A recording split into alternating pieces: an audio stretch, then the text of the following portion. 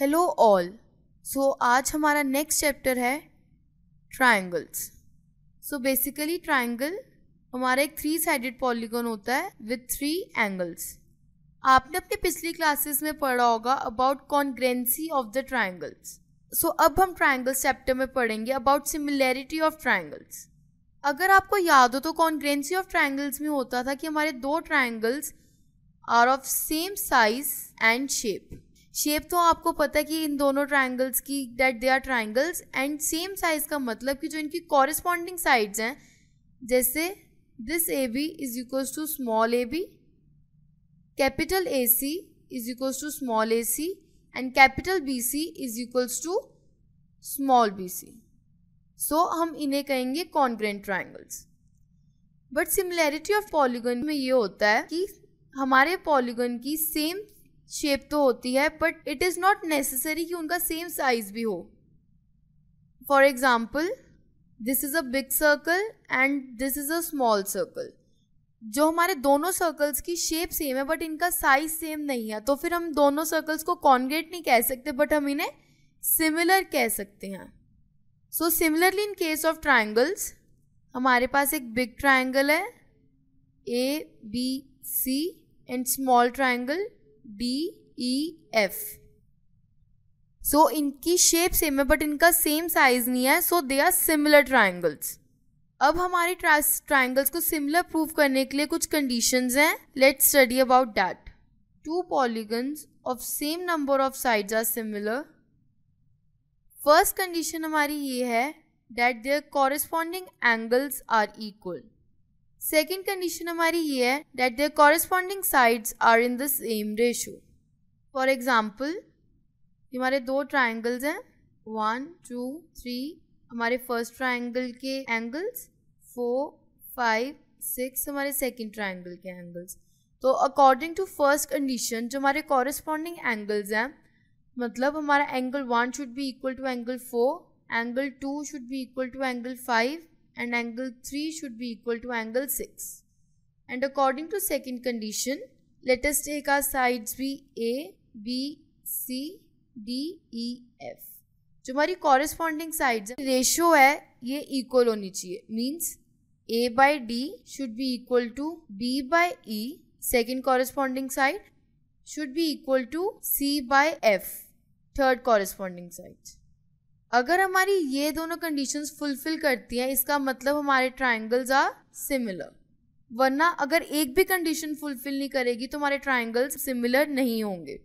एक point note करने के लिए ये कि if one polygon is similar to second polygon and जो हमारा सेकंड पॉलीगन है it is again similar to any third polygon, तो हमारा first polygon is also similar to third polygon. जैसे ये हमारा फर्स्ट सर्कल है and this is a second circle and this is a third circle. अगर हमें question में given है कि हमारा first circle is similar to second circle and second circle is similar to third circle, तो हमारे first and third circle भी similar होंगे। एक एग्जाम्पल हम सिमिलैरिटी का देखते हैं। आपके लिए क्वेश्चन है कि चेक करिए कि ये दोनों सिमिलर हैं या नहीं। ये हमारे पास रोम्बस है of each side 1.5 centimetre and second figure हमारे पास है square of each side 3 centimetre. तो आपके पास ये क्वेश्चन है कि आप इन दोनों फिगर्स की सिमिलैरिटी चेक करो। तो फर्स्ट ऑफ ऑल हम अपना फर्स्ट पॉइंट चेक करते हैं जो कि ये था कि corresponding angles should be equal. जैसे कि हमें पता है कि स्क्वायर के एंगल्स सारे 90 डिग्री होते हैं बट रोम्बस के एंगल 90 डिग्री नहीं है, तो फर्स्ट कंडीशन हमारी प्रूव नहीं होती that corresponding angle should be equal. Second condition हमारी ये थी कि ratio of corresponding side should be equal. जैसे कि आप देख रहे हैं कि इन दोनों फिगर्स की कॉरेस्पॉन्डिंग साइड्स की ratio 1.5/3 1.5/3 1.5/3 1.5/3 is equal to 0.5 equal है, बट हमारे जो इनके कॉरेस्पॉन्डिंग एंगल्स हैं वही इक्वल नहीं है, तो these 2 figures are not similar. अब हम आते हैं अपनी थ्योरम्स पे। जो फर्स्ट थ्योरम हमें प्रूव करनी है that is If a line is drawn parallel to one side of a triangle to intersect the other two sides in distinct points, the other two sides are divided in the same ratio. मतलब let us assume a triangle ABC जिसमें हमने एक line parallel ली DE to BC. So हमें prove करना है according to theorem that AD by DB is equals to AE by EC. कि हमने एक लाइन ड्रॉ कर रही है पैरेलल टू BC एंड उस लाइन ने हमारे कॉरेस्पॉन्डिंग साइड्स को इक्वल रेशियो में डिवाइड कर दिया है. ये हमें प्रूफ करना है. सो हम प्रूफ स्टार्ट करते हैं अपना. Let us draw perpendicular EN to AD and perpendicular DM to AE and let us join the sides BE and CD. तो जैसे कि आपको पता है जो हमारा एरिया होता है ट्राइंगल का that is half into base into height. तो हम एरिया निकालते हैं ए ट्राइंगल ADE का which is equals to half into base into height. Base हम यहाँ पे कंसिडर करते हैं फर्स्ट AD एंड इसके कॉरेस्पॉन्डिंग हमने हाइट अभी ड्रॉ की है EN. सिमिलरली हम एरिया निकालते हैं ट्राइंगल BDE का. सो ट्राइंगल BDE का हमारा बेस है DB एंड इसके कॉरेस्पॉन्डिंग हाइट जो हमने लेट करी थी that is EN. Also area of triangle ADE अगर हम अपना बेस चेंज करें इस फॉर्मूला में तो हम सेकेंड बेस ले सकते हैं AE. Area of triangle ADE हम सेकेंड बेस ले रहे हैं AE. सो इसके कॉरेस्पॉन्डिंग हमारी हाइट है DM and area of triangle DEC is equals to half into base EC into corresponding height is DM. So अब हम रेशियो निकालते हैं of area of triangle ADE and area of triangle BDE. दोनों triangles के areas की हम निकालते हैं ratio. First area of triangle ADE में फॉर्मूला डालेंगे half into AD into EN and area of triangle BDE का फॉर्मूला हमने निकाला था half into DB into EN. So this comes out to be AD by DB. First equation. अब second ratio हम निकालेंगे area of triangle ADE and area of triangle DEC which is equals to half into AE into DM and half into EC into DM. So this comes out to be AE by EC. This is our second equation. आपने पिछली classes में पढ़ा हुआ है कि अगर हमारे दो ट्राइंगल्स का बेस सेम होता है and that two triangles are between parallel lines तो उन दोनों का एरिया इक्वल होता है. जैसे कि आप इस फिगर में देखिए triangle BDE and triangle DEC का हमारा सेम बेस है DE and these two triangles are between same parallel lines तो इनकी height भी same होगी. That's why area of triangle BDE is equals to area of triangle DEC. This is our third equation. Therefore, from equation 1, 2 and 3 we have AD by DB is equals to AE by EC जो हमें question के starting में proof करना था.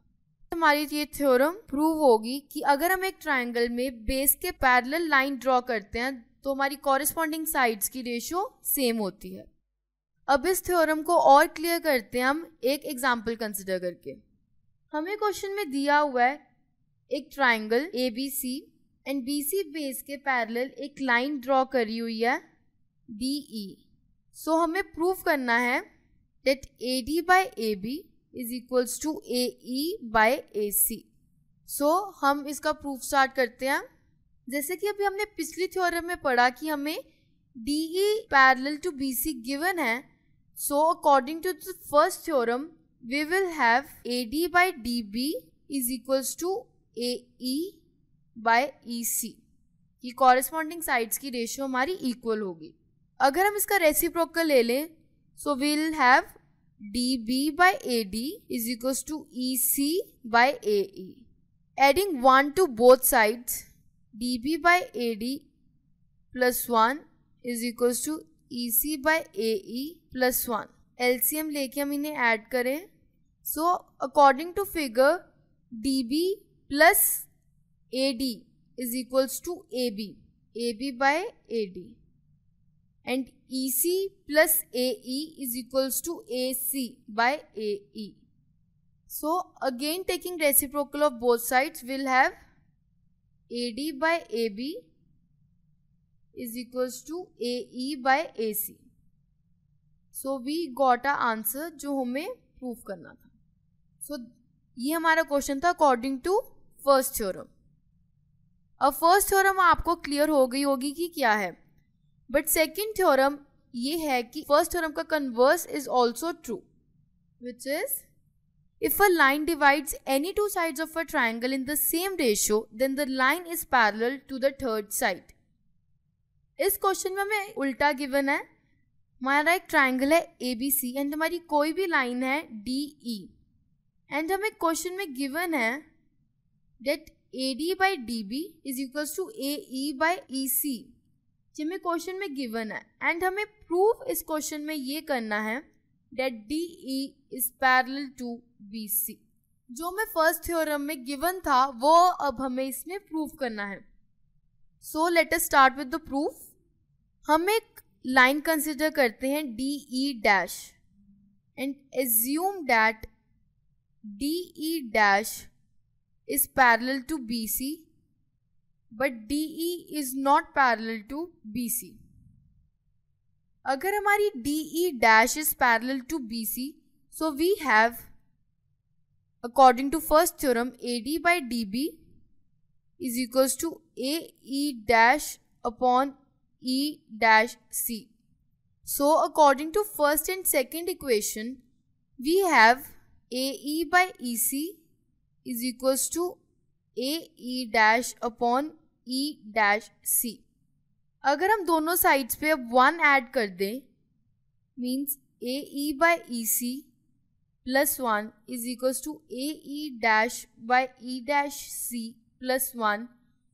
We'll have AE plus EC by EC is equals to AE dash plus E dash C by E dash C, which will be equal to AE plus EC is AC upon EC, and AE dash plus E dash C is also equal to AC upon E dash C. So आप देख रहे हैं कि ये हमारा तभी possible हो सकता है, possible only if E and E dash coincide. ये इक्वेशन जो हमारी आई है ये सिर्फ तभी पॉसिबल हो सकती है कि हमारा E and E dash same point पे हो, वरना ये इक्वेशन हमारी पॉसिबल ही नहीं हो सकती. तो जैसे कि आप देख रहे हैं कि हमारी फर्स्ट थ्योरम का कन्वर्स भी ट्रू प्रूव हो गया कि अगर हमें कॉरेस्पॉन्डिंग साइड्स की रेशियो इक्वल दी हुई है तो मतलब जो हमारी लाइन ड्रॉन है, जो हमारी दोनों साइड्स को डिवाइड कर रही है, that is parallel to the base BC. So DE dash and DE are the same lines, hence prove the second theorem, and next we will see in next lecture.